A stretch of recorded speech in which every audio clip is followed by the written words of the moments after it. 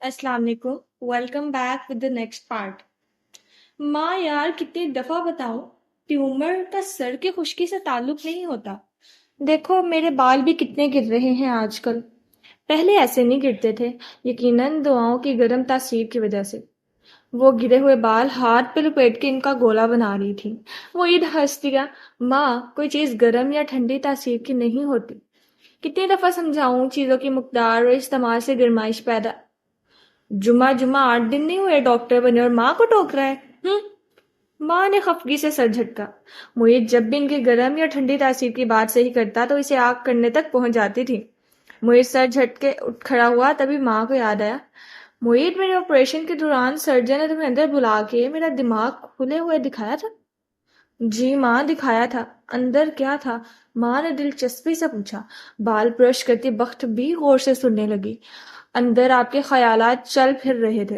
वो जल के बोला। एक कीड़ा कबीरा के नाम का था, एक मुमानी के नाम का, और बताऊं? माँ का मूड ऑफ हो गया, कुशन उठाकर उसे दे मारा। पर बदतमीज। मोहित हंसते हुए एक तरफ हो गया और कुशन सोफे पर बैठी माला को जा लगा।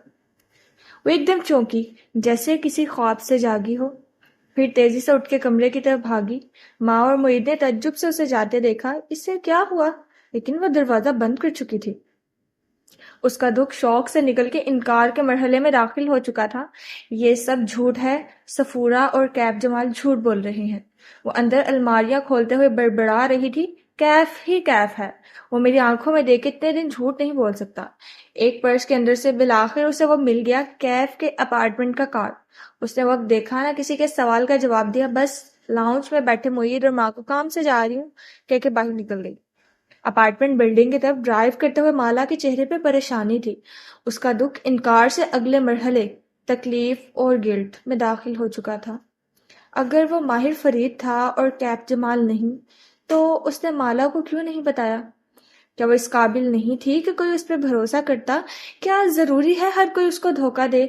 जहीर, कैफ, सब उसे ही क्यों तोड़ के चले जाते थे? क्या उसके साथ कोई मसला था? वो अपार्टमेंट बिल्डिंग में दाखिल हुई तो बाहर शाम उतर रही थी। इस्तकबालिया डेस्क पे 2 लड़कियां बैठी थीं। उसे देख के मुस्कुराईं। अलबत्ता एक की आंखों में सवालिया निशान था। उसने माला को यहाँ पहली दफा देखा था। वो इनसे नजर मिलाए बिना सीधी लिफ्ट की तरफ बढ़ गई। कार्ड पे अपार्टमेंट नंबर दर्ज था। चंद मिनट बाद वो 5वें फ्लोर के उस अपार्टमेंट के सामने खड़ी थी। वो क्या कर रही थी? वो किससे मिलने जा रही थी? क्या वो वहां होगा? माला ने शल हुए दिमाग के साथ घंटी बजाई, फिर मुट्ठियां भींच ली। 1, 2, 3। जवाब ना पाके उसने कार्ड स्कैनर से टकराया। सुर्ख बत्ती जली। कार्ड दरवाजा खुलने से कासिर था। वो बार बार कार्ड लगाने लगी, लेकिन सुर्ख बत्ती के साथ टूं होती मुसलसल इनकार। क्या मैं आपकी हेल्प कर सकती हूँ मैम? वो चौंक के मुड़ी। पीछे से वही रिसेप्शनिस्ट चलती आ रही थी। उसने सीसीटीवी में माला को बार बार दरवाजा खोलने की कोशिश करते देख लिया था। दरवाजा नहीं खुल रहा। कशमाला जबरन मुस्कुराई। ओ, माहिर साहब ने चंद हफ्ते कबल लॉक चेंज करवा दिया था। माहिर। उसका सांस रुक गया। कार्ड वाला हाथ पहलू में आन गिरा। चंद लम्हे के लिए वो बिल्कुल सुन रह गई। फिर गुस्से की एक शदीद लहर उसके अंदर उठी। सिवाय उसके हर एक के लिए माहिर था। और कहाँ है माहिर? उनकी फ्लाइट थी कल इस्तांबुल की। उनका प्रिंटर काम नहीं कर रहा था, सो उन्होंने सफरी कागजात मुझसे प्रिंट करवाए थे। साथ ही उसने वजाहत की। इस्तांबुल? माला ने अब्रू उठाए। इनकार का मरहला गुजर चुका था। बलाखिर सफूरा और कैफ जमाल की बातें अंदर जज्ब होने लगी थी। क्या आप ये दरवाजा मेरे लिए खोल सकती हैं? माहिर साहब मुझे जानते हैं। लड़की ने शाने उचकाए। मैं ऐसे दरवाजा नहीं खोल सकती। ये मालिक साहब का अपार्टमेंट है। मुझे माहिर या मालिक से पूछना पड़ेगा। अगर आप चाहें तो मैं इन्हें अभी कॉल कर लेती हूँ। माला चंद लम्हे उसे देखती रही, फिर उसे संजीदगी से बोली। उन्हें कॉल जरूर करें, लेकिन अपार्टमेंट खुलवाने के लिए नहीं, मेरा एक पैगाम देने के लिए।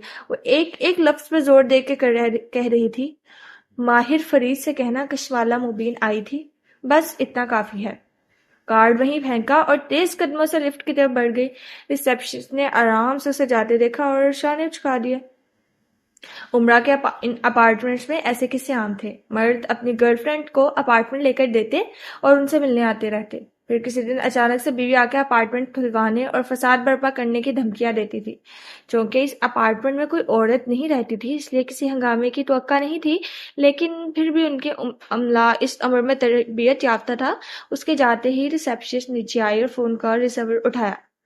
عبد المالک فرید کو کال ملائی۔ وہ عام سے انداز میں کہہ رہی تھی۔ انکار کے بعد غصے کی باری تھی۔ یہ دکھ کا تیسرا سٹیج تھا۔ گھر کی طرف ڈرائیو کرتے ہوئے اس کے ہاتھ غصے سے کپکپا رہے تھے۔ یہ سب کیسے ہو گیا تھا اس کے ساتھ؟ اس کو کبھی معاف نہیں کرے گی۔ اس نے کیسے اتنا بڑا دھوکہ دے دیا؟ ساتھ ہی وہ بار بار اپنا فون بھی چیک کر رہی تھی۔ شاید وہ میسج کر دے یا شاید وہ کال کر لے اور اسے بتا دے کہ وہ سب ایک غلط فہمی ہے۔ اسے سودے بازی کا مرحلہ کہتے ہیں، جو غصے کے ساتھ منسلک ہوتا ہے۔ کچھ ایسے معجزانہ ہو جائے جو یہ ثابت کر دے کہ ماہر فرید کوئی نہیں تھا، وہ کیف جمال ہی تھا، گھنی دھوپ میں ہمیشہ اس کا سایہ بننے والا، نہ کہ پیروں تلے سے زمین کھینچنے والا۔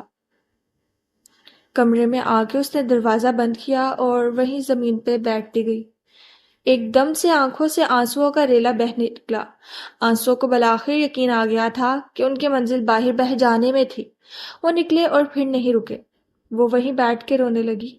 انکار، غصہ، سودے بازی، سب آنسوؤں میں بہہ گیا، اور اب سب سے طویل مرحلہ شروع ہونا تھا، ڈپریشن اور درد کا مرحلہ۔ یہ تم نے کیا کیا کیف؟ میری آنکھوں میں دیکھ کے تم اتنے عرصے تک جھوٹ بولتے رہے، یہ تم نے کیسے کر لیا؟ کتنا پتھر دل تھا تمہارا؟ وہ بار بار کیف کو مخاطب کر رہی تھی۔ وہ کہیں بھی نہیں تھا، وہ ہر جگہ تھا۔ یہ ایسا دکھ جو اندر سے کاٹتا تھا، روح ایسی چھلنی ہوئی کہ اسے لگا وہ اپنے پیروں پہ کھڑی نہیں ہو سکے گی۔ جانے کب وہ روتے روتے بیڈ پہ جا کے لیٹ گئی اور منہ سر لپیٹ لیا۔ جب جاگی تو جسم بخار میں پھنک رہا تھا اور معید اسے ڈرپ لگا رہا تھا۔ وہ کینولے کی سوئی کی تکلیف سے جاگی تھی، سر بھاری ہو رہا تھا اور جسم میں جان نہیں تھی۔ مالا، کیا ہوا ہے؟ وہ نرمی سے پوچھ رہا تھا۔ اس نے ایک نظر بازو میں پیوست سوئی کو دیکھا اور دوسری نظر اوپر سٹینڈ پہ لگی ڈرپ پہ ڈالی۔ آنکھیں ابھی تک بھیگی ہوئی تھی۔ اس نے جواب نہیں دیا، بس کروٹ کے بل لیٹے لیٹے وہ رونے لگی، ایک دم زور زور سے۔ ماں اس کے ساتھ لیٹی ہوئی تھی، کروٹ اس کی طرف موڑے۔ وہ پیار سے اس کا کندھا تھپکنے لگی۔ میری پیاری بیٹی، میری بہادر بیٹی، نہ رو، اب تو ٹھیک ہوں۔ مالا مزید اونچی آواز سے رونے لگی۔ بیٹا، میں ٹھیک ہوں اب۔ ماں کی بھی آنکھوں میں آنسو آ گئے۔ معید بھی یہی سمجھا کہ وہ ماں کے لیے پریشان ہے۔ مالا ٹھیک ہے، تم کیوں پریشان ہوتی ہو؟ اس نے جواب نہیں دیا۔ وہ اونچا اونچا رو رہی تھی جیسے سب بچے روتے ہیں، اور بچے اس لیے روتے ہیں کہ وہ تکالیف کو سمجھ نہیں پاتے، نہ اپنے احساسات کو۔ جب وہ کسی سچویشن کو ڈیل نہ کر سکے تو رونے لگ جاتے ہیں، جیسے رو کے وہ اپنے مسئلے فکس کر لیں گے، اور پھر رو رو کے وہ سو جاتے ہیں، اور جب جاگتے ہیں تو ان کو اپنا مسئلہ بھول چکا ہوتا ہے۔ لیکن وہ بچہ نہیں تھی، وہ رو رو کے دوبارہ سو گئی تھی، اور جب جاگی تو اس کو اپنا مسئلہ نہیں بھولا تھا۔ اس کے آنسو خشک ہو چکے تھے اور ہونٹ خاموش تھے، لیکن دل میں ایک کرب، ایک تکلیف کا بیج جڑ پکڑ چکا تھا، اور کشوالا جانتی تھی کہ اب وہ ساری زندگی اس کرب سے پیچھا نہیں چھڑا سکے گی۔ وہ کسی پہ اعتبار نہیں کر سکے گی، مکمل اعتبار، اور وہ کسی سے اتنی نفرت نہیں کر سکے گی جتنی اسے ماہر فرید سے محسوس ہوتی تھی۔ جب کوئی انسان دھوکہ کھاتا ہے تو اس کا اعتبار صرف دھوکے باز سے نہیں ہٹ جاتا، بلکہ وہ اگلے ملنے والے ہر انسان کے لیے ڈیمیج، مسخ ہو جاتا ہے۔ ماہر فرید نے اسے ڈیمیج کر دیا تھا۔ ڈاکٹر رائٹ کے اسلامک سینٹر میں اس روز ماہی نے ان سے وعدہ کیا تھا کہ وہ ان سے ایک طویل گفتگو کرنے دوبارہ ضرور آئے گی، لیکن وہ نہیں جا سکی۔ ڈاکٹر رائٹ نے اسے جو مسنون دعاؤں اور کلمات کی کاپی تھمائی تھی، وہ اس کو اگلے چند دن پڑھتی رہی، یہاں تک کہ ماں ٹھیک ہونے لگی، اور ماں بینا کو لگا کہ اسے جادو اور جنات کے معاملے میں مزید نہیں پڑھنا چاہیے۔ اس کو اس سب کو نظر انداز کر دینا چاہیے۔ زیادہ وہم بھی اچھا نہیں ہوتا تھا۔ جتنا زیادہ وہ جادو اور جنات کے بارے میں سوچتی، اتنا اسے اندھیرے سے خوف آتا۔ دوسری طرف ماں تندرست ہو رہی تھی، روز ان سے ویڈیو کال ہو جاتی تھی، خود اس کی حالت بھی بہتر تھی، اور اسے لگ رہا تھا کہ اب سب ٹھیک ہو رہا ہے۔ آہستہ آہستہ وہ جو روز رقیہ شرعیہ رسول اللہ صلی اللہ علیہ وسلم کا بیان کردہ مسنون دم، جو قرآنی آیات کا مجموعہ ہے اور جسے منزل بھی کہتے ہیں، کا اہتمام کرتی تھی، اس میں دھیرے دھیرے ناغہ ہونے لگا۔ کبھی ایک دن سستی میں چھوڑ دیا اور کبھی بھول گئی، یہاں تک کہ جولائی کی ایک صبح ماہی اس حالت میں اٹھی کہ اس کی کمر میں شدید درد ہو رہا تھا۔ وہ درد کے باوجود کوڑے کے تھیلے اٹھائے گھر سے باہر آئی تاکہ انہیں ڈمپ کر سکے، کیونکہ آج کوڑے والے نے آنا تھا۔ وہ رات کو کوڑا باہر نہیں رکھتی تھی، ورنہ رکون ایک جانور آ کے سارے تھیلے پھاڑ دیتے تھے۔ وہ جیسے ہی باہر نکلی، آسمان سے خون کے چند قطرے اس کے اوپر گرے۔ ماہی نے چونک کے سر اٹھایا، اس کے چہرے، کندھے اور بازوؤں پہ سرخ پتلا کیا گیا خون جگمگا رہا تھا، اور گھر کے سامنے بغیر کسی قدرتی وجہ کے پانی پڑا تھا۔ اللہ لا الہ الا هو الحی القیوم، منہ سے بے اختیار آیت الکرسی نکلی، قرآن کی سب سے بڑی آیت۔ اس سے بڑا کچھ نہ تھا، لیکن پھر بھی خوف، پریشانی اور دل ڈوبنے کا احساس اسے اپنے لپیٹ میں لینے لگا۔ کبیرہ تائی اور ان کے جادو ٹونے اس کا پیچھا نہیں چھوڑنے والے، اسے اس معاملے کو ہلکا نہیں لینا چاہیے۔ وہ روز بعد وہ وینکوور میں ڈاکٹر رائٹ کے اسلامک سینٹر کے باہر موجود تھی۔ اندر بیٹھنے کے بجائے وہ باہر پارک میں ایک سنگی بینچ پہ بیٹھی تھی۔ عباد آج اس کے ساتھ آیا تھا۔ ان دونوں کے سامنے ڈاکٹر رائٹ بیٹھے ان کے سوالات کے جواب دے رہے تھے۔ ماہی کا سلک اسکارف میں لپٹا گول چہرہ بجھا ہوا دکھائی دیتا تھا۔ کیا یہ جادو کبھی پیچھا چھوڑیں گے؟ اسے پارک کے گھاس کو دیکھتے ہوئے قریب میں ایک آدمی اپنے کتے کو واک کروا رہا تھا۔ ایک طرف ایک بچہ اپنی ماں کی انگلی پکڑے چل رہا تھا۔ پیچھا تو بیماریاں بھی نہیں چھوڑتی، ہو کے رہتی ہیں، یہ سب نصیب کی باتیں ہیں۔ ماہی نے الجھن سے انہیں دیکھا۔ اتنا آسان ہے کیا کسی پہ جادو کرنا؟ ہر انسان کے ساتھ ایک شیطان جن پیدا ہوتا ہے جو موت تک اس کا ساتھ رہتا ہے۔ وہ اسے وہ بات بتانے لگا جو وہ پہلے سے جانتی تھی، لیکن تحمل سے سنی گئی۔ عباد اس گفتگو سے ناخوش نظر آتا تھا۔ اسے ہمیشہ لگتا تھا کہ ماہی اس بارے میں کچھ زیادہ ہی وہم کرتی تھی۔ صرف رسول اللہ صلی اللہ علیہ وسلم کے ساتھ پیدا ہونے والا شیطان مسلمان ہو گیا تھا، باقی ہم سب کے ساتھ جو شیطان موجود ہے وہ کافر ہی ہے۔ وہ آپ کے دل میں منفی خیالات ڈالتا ہے، نماز سے توجہ بھٹکاتا ہے، اور وہ آپ کی ساری زندگی کی کہانی کا گواہ ہوتا ہے۔ شیخ، عباد کھنکھارا، یہ پہلے ہی ڈرتی ہے، آپ اسے مزید ڈرا رہی ہیں۔ ماہی نے چہرہ موڑ کے عباد کو سر سے پیر تک گھورا۔ ابھی وہ انسان پیدا نہیں ہوا جس سے ماہی ڈرتی ہو، میں جنات کی بات کر رہا ہوں میڈم۔ عباد نے جتا کے کہا تو ماہی نے نظریں پھیر لی۔ ان کی الگ بات ہے۔ اچھا، وہ دھیمی ہوئی۔ ڈاکٹر رائٹ مسکرا دیے اور بات جاری رکھی۔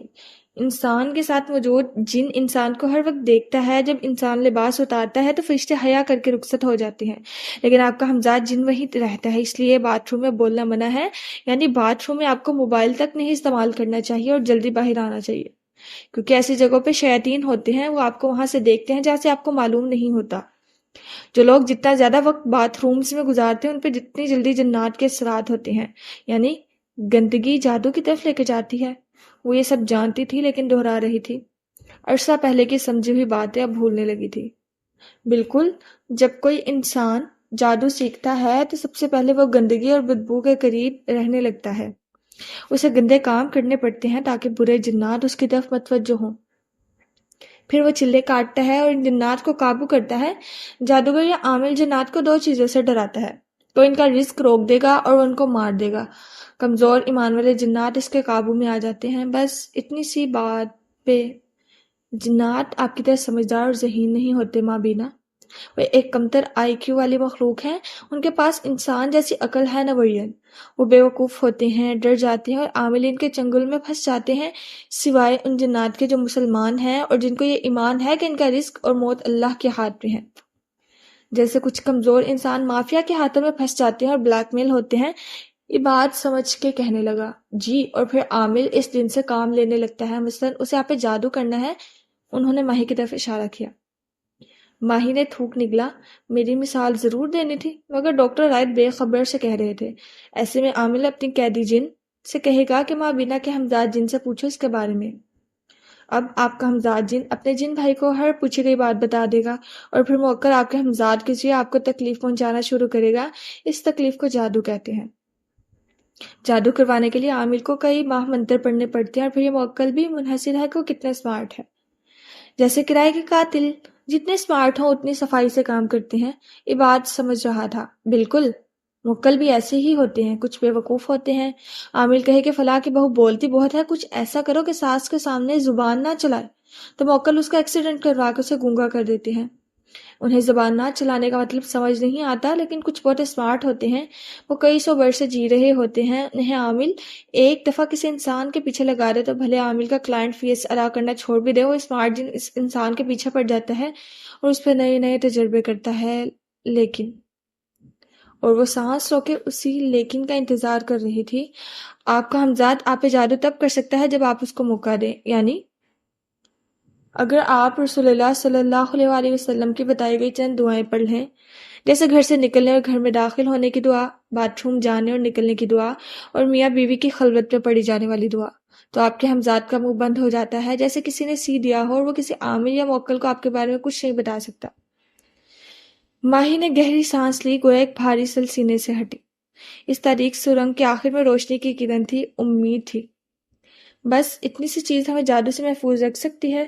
یہ اتنی سی چیز نہیں ہے، یہ اہم کام ہے۔ گھر سے نکلنا، گھر میں آنا، باتھ روم سے نکلنا اور جانا، میاں بیوی کا ایک دوسرے سے ملنا، ان اہم کاموں کو کرتے وقت آپ نے اللہ کا نام لیا، یعنی اللہ کی پناہ طلب کر لی، فجر اور مغرب کے وقت آیت الکرسی پڑھ لی، صبح شام کی دعائیں پڑھ لی، رقیہ شرعیہ روز باقاعدگی سے پڑھ لی، تو سمجھے آپ نے اللہ کی پناہ طلب کر لی۔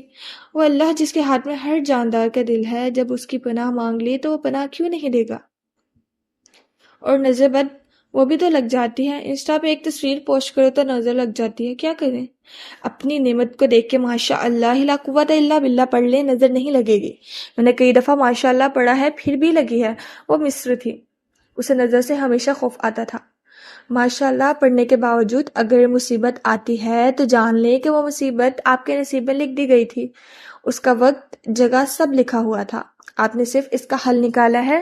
ہر چیز کو نظر نہ سمجھا کریں، نظر بالکل لگتی ہے اور جادو بھی ہوتا ہے، لیکن نظر سب کچھ نہیں ہے، جادو سب کچھ نہیں ہے۔ یہ چیزیں تب اثر کرتی ہیں جب اللہ اجازت دے۔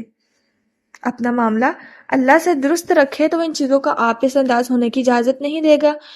پارک میں ٹھنڈی ہوا چلنے لگی، اس میں موسم گرما کے پھولوں کی مہک تھی اور امید کی خوشبو بھی۔ اور اگر ماہی نے پلکیں جھپکائیں، میں دعاؤں کا ناغہ کرنے لگوں اور جادو میری زندگی میں جگہ بنانے لگے تو کیا کروں؟ ایسے میں آپ کو اپنے آپ سے جادو اتارنا ہوگا، اس کا علاج کرنا ہوگا۔ اور جادو کا علاج کیسے ہوتا ہے؟ ماہی نے کہتے ہوئے گود میں رکھے ہاتھ کو بے اختیار اپنے میدے سے نیچے رکھا۔ اس کے ہاتھ کے پار ایک زندگی سانس لے رہی تھی۔ یہ اس قید خانے میں سانس لینے والی پہلی زندگی نہیں تھی، یہ ماہی کا پہلا بچہ نہیں تھا۔ میں اپنے اوپر سے جادو کیسے اتاروں؟ ڈاکٹر عائد نے گہری سانس لی۔ عباد اور مابین جواب کے منتظر تھے، یہ سوال ان کے لیے بہت اہم تھا۔ کبیرہ سعدان کے آفس میں اس وقت تناؤ پھیلا تھی۔ کبیرہ اپنی اونچی کرسی پر بیٹھی پین کا بٹن نیچے اوپر کر رہی تھی، پین کی کلک کلک خاموشی میں درار ڈال رہی تھی۔ وہ زرد رنگ کے کافتان میں ملبوس تھی، بوئے کٹ بال، کانوں میں دمکتے موتی، گردن میں ہیروں کی لڑی، خوب کالی کر کے بنائی گئی اسموکی آئیز جن میں سارے زمانے کی ناراضی ابھری تھی۔ کبیرہ ناخوش تھی اور برہم بھی۔ نگینہ کی ایک رشتہ دار مجھے بتا رہی تھی کہ زیاد اور کشمالہ کا رشتہ طے ہونے والا ہے۔ میز کے اس پار بیٹھی مہمان خاتون نے افسردگی سے اطلاع دی۔ مہمان بھورے سنہرے سیدھی بالوں والی ان کی ہم عمر خاتون تھی، جس نے لون کا کامدار جوڑا اور گردن میں قیمتی پتھروں کی مالا پہن رکھی تھی۔ کوچ کا برانڈڈ بیگ میز پہ رکھا تھا، ساتھ کافی اور سینڈوچ بھی رکھے تھے جنہیں دونوں خواتین نے نہیں چھوا تھا۔ کیا کروں میں اس نگینہ کا؟ وہ پیٹر مسیح تو اب کسی کام کا نہیں رہا۔ کبیرہ نے زور سے پین کی نب ٹیبل میٹ میں گاڑ دی، آنکھوں سے شرارے چھوٹ رہے تھے۔ زیاد کا رشتہ عنایہ سے ہونا چاہیے تھا، لیکن نہیں، جو کام کروانا چاہوں پورے جہاں کی بیٹیاں درمیان میں آ جاتی ہیں، اوپر سے وہ تندرست ہو رہی ہے۔ اس کی آواز آہستہ ہوئی۔ مہمان فرزین بیگم نے تعجب سے ابرو اٹھایا، اتنے سخت جادو کے باوجود؟ وہی تو نہیں سمجھ میں آ رہا، ماہی کا بچہ بھی ہونے والا ہے، 2.5 ماہ رہ گئے ہیں، اب کیا خاک مسکیریج ہوگا اس کا؟ فرزین بیگم نے ٹھنڈی سانس بھری۔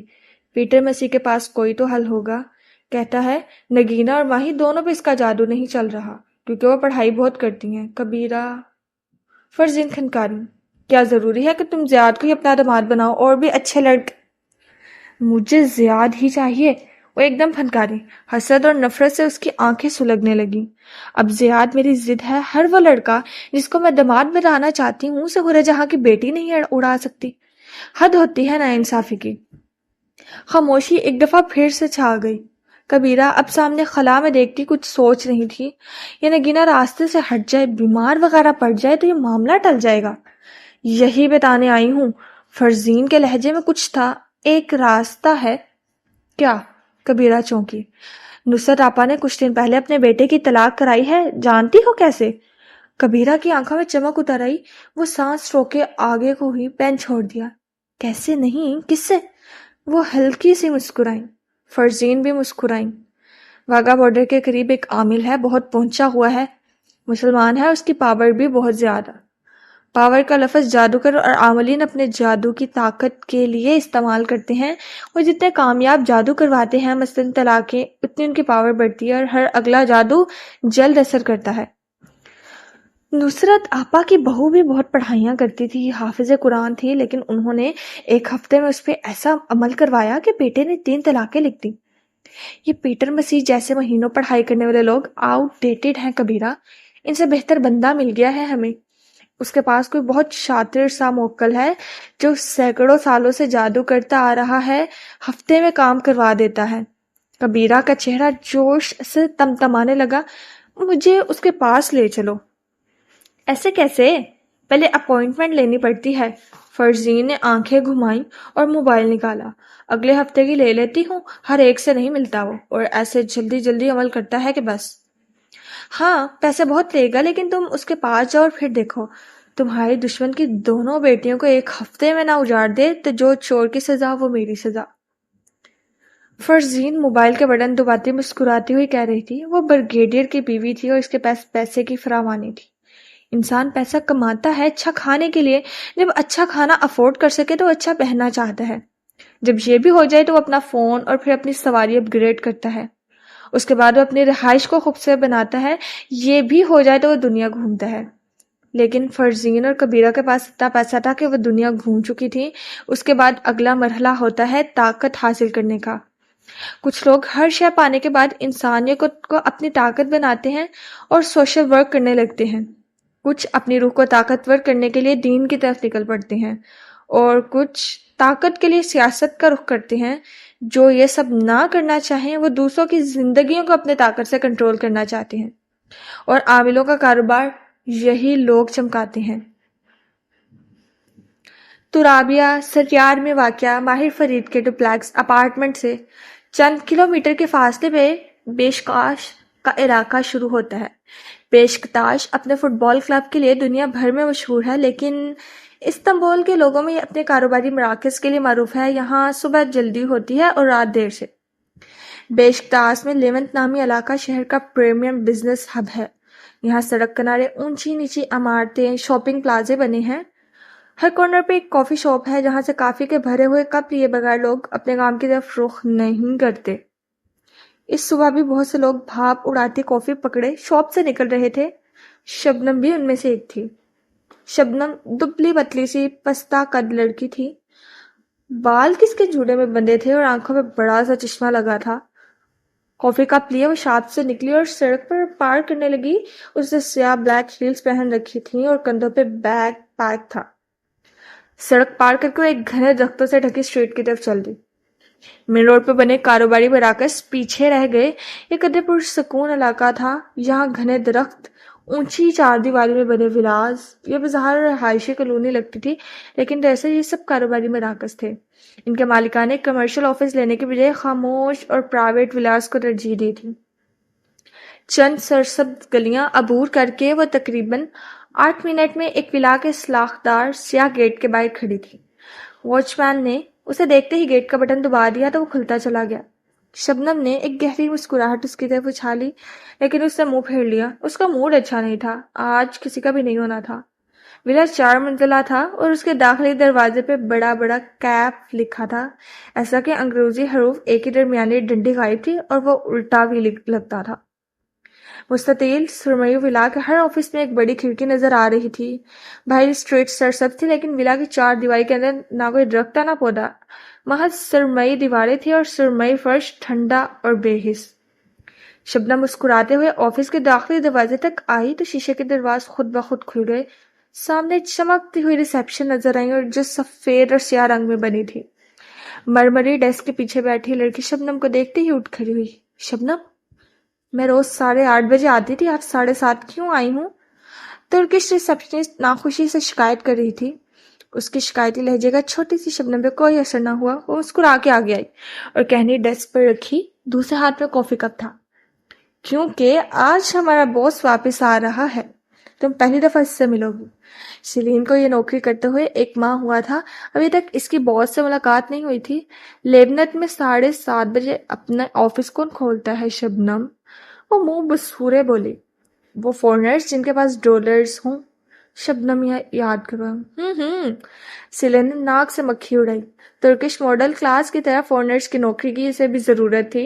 وہ ملک میں پیسہ لاتے تھے، ترکش لوگوں سے کہیں زیادہ پروفیشنل ہوتے تھے اور بہترین تنخواہ دیتے تھے، ورنہ ترکی کی گرتی ہوئی اکانومی اور بڑھتی مہنگائی میں لوکل بزنس کی نوکری کرنے سے گھر نہیں چلتے تھے۔ تم بہت خوش نظر آ رہی ہو۔